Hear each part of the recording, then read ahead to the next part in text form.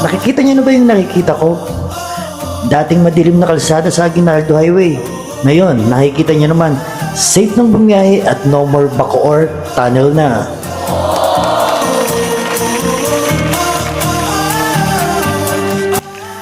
Yung simpleng problema na solusyonan na agad dahil sa bagong palit na street light.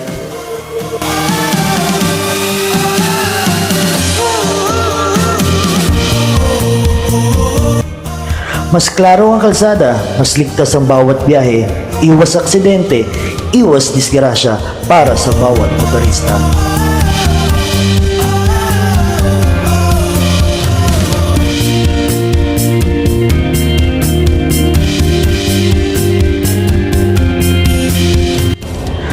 O di ba? Yung simpleng problema, nasolusyonan na agad.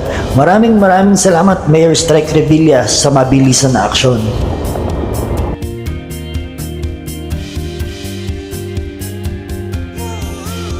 Ang dating madilim na kalsada, ngayon ay maliwanag na. Ang buong Aguinaldo Highway, Bacoor, Cavite.